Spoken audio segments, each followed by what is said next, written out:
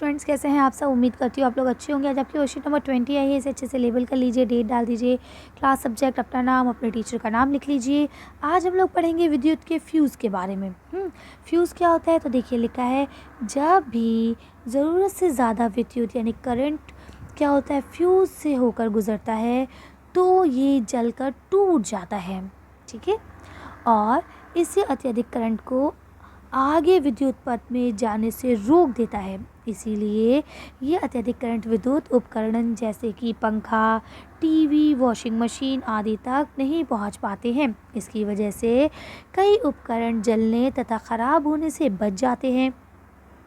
Fuse एक पतले धातु के तार का बना हुआ होता है और एक सुरक्षित उपकरण के रूप में विद्युत उपकरणों को अत्यधिक करंट के प्रभाव से बचाता है।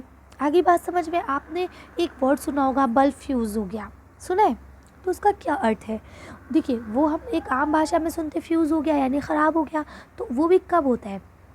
जब पहले ज़माने में जब ये इस तरह के जो होते हैं ट्रांसफार्मर वो नहीं हुआ करते थे ना, तो जो लाइट है वो कभी तेज़ हो गई, कभी हल्की हो गई, इसकी वजह से बल्ब फ्यूज़ हुआ करते थे, है ना। और पहले ज़माने में ऐसे बल्ब हुआ करते थे, तब तो एलईडी वगैरह हैं, इतने नहीं होते हैं। तो ये क्यों फ्यूज़ होते थे? क्योंकि इनके अंदर लाइट जो है वो स्पीड से गुजरती थी। तो इसी तरह से फ्यूज़, एक तो ये फ्यूज़ होना भी होता है, दूसरा एक फ्यूज़ एक चीज़ है, एक तार है, एक कहते हैं ना उपकरण है जिसको हम फ्यूज़ कहते हैं। वो क्या काम करता है? वो आपकी बिजली को ज़्यादा आने से रोक देता है और मशीनों को ख़राब होने से बचा लेता है। आगे चलते हैं। यहाँ पे आपको देखिए क्रियाविधि दी गई है। दिए गए चित्र में बताओ कि कौन सा बल्ब फ्यूज़ है और क्यों।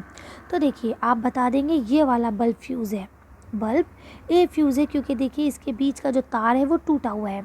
ठीक है, तो यहाँ से आप इसका आंसर डायरेक्ट आपको यहीं से लिखना है। बस आप पहले यहाँ लिख लेंगे कि जो BULB बल्ब है ना, बल्ब ए फ्यूज़ है, और फिर आप यहाँ से लिख लेंगे फ्यूज़ का मतलब होता है कि इसके तुंत का खंड हो जाना। ये देखिए तुंत इसका खंडित है, टूटा हुआ है। ठीक है, बल्ब का तुंत खंडित होने के कारण विद्युत जो है वो सेल के टर्मिनल के बीच में विद्युत धारा का जो परिपथ है वो टूट जाता है, जो फुल लेंस है, जो फ्लो हो रहा है वो टूट जाता है, इसीलिए ये बल्ब ख़राब है। तो कहने का अर्थ ये है कि इसका आंसर यही आपका इसका आंसर है। तो आपको इसका आंसर कहीं ढूंढने की ज़रूरत नहीं है कि इसका तुंत टूटा हुआ है, तुंत टूटे होने के कारण इसके अंदर से बिजली पास नहीं हो पाएगी, इसीलिए जो खंडित तुंत वाले होते हैं उनसे जो धारा है, विद्युत की जो धारा है वो परिवाहित नहीं हो पाती है और इसीलिए वो काम नहीं करते हैं। तो आप इसको आसानी से लिख सकते हैं। बस इसमें यहाँ से लिखने से पहले बस आपको ये और जोड़ना है कि आपका जो बल्ब ए है वो फ्यूज़ है। ठीक है, आगे चलते हैं। अब यहाँ देखिए लिखा है, क्या आप जानते हैं हवा विद्युत रोधक है? हवा से विद्युत रुक जाता है। अगर हवा विद्युत चालक होती है तो बिना तार के बल्ब तक बिजली पहुँच जाती। सही बात है, अगर हवा के अंदर बिजली पास होने लगती तो फिर हमें तार और इतनी इलेक्ट्रिक फिटिंग कराने की ज़रूरत ही ना पड़ती, है ना। तो अब क्या कहते हैं, पहुंच जाती, और बल्ब बिना तार के ही दीप्यमान हो जाता यानी जल जाता। इससे तार में से जाती हुई विद्युत चारों ओर फैल जाती और बहुत खतरनाक परिस्थिति होती।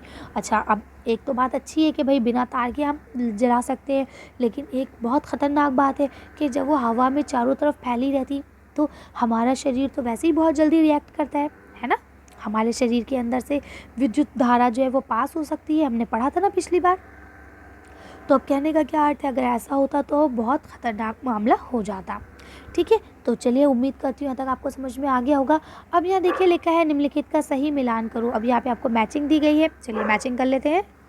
तो अब देखिए यहाँ पे मैंने आपके लिख दिए हैं ताकि आपको आसानी रहे। तो देखिए नंबर 1 स्विच क्या काम करता है? एक सरल युक्त है जो क्या करता है, विद्युत परिपथ को जोड़ता तथा तोड़ता है। स्विच ऑन होगा तो विद्युत चलेगी, स्विच ऑफ हो जाएगा तो विद्युत नहीं चलेगी। फिलामेंट की बात करें तो यहाँ लिखा है विद्युत धारा के परिवाहित से दीप्यमान हो जाता है, चमक जाता है, जल जाता है। विद्युत रोधक किसे कहा जाता है? जो अपने अंदर से विद्युत धारा को परिवाहित नहीं होने देते हैं। ठीक है, तो आप इन्हें मैच करते चलेंगे। आगे लिखा है बैटरी क्या होता है? सेलों का समूह होता है। अब यहाँ लिखा है विद्युत चालक कौन से होते हैं? वो जो अपने अंदर से विद्युत को परिवाहित होने देते हैं, निकलने देते हैं। सेल क्या होता है? लास्ट आपका यहाँ लिखा है। तो सेल जो होता है वो आपका क्या होता है? वे उपकरण जो रासायनिक ऊर्जा को विद्युत ऊर्जा में बदल देता है।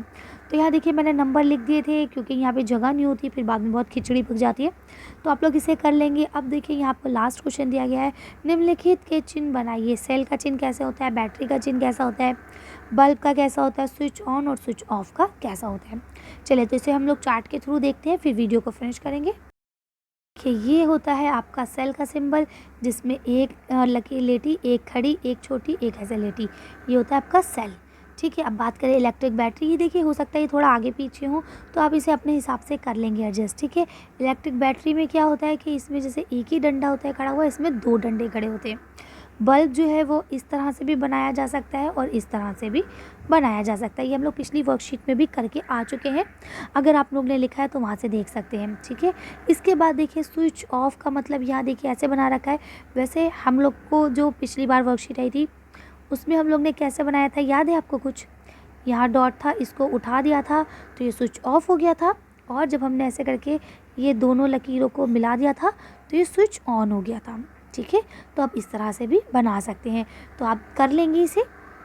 चलिए तो आज की वीडियो को हम यही ख़त्म करते हैं। आज की वर्कशीट में बस इतना ही। अगर आपका ये वीडियो पसंद आई हो तो प्लीज़ इसे लाइक और शेयर करें। अगर अभी तक आपने हमारे चैनल को सब्सक्राइब नहीं किया, प्लीज़ हमारे चैनल को सब्सक्राइब करें। Thank you for watching.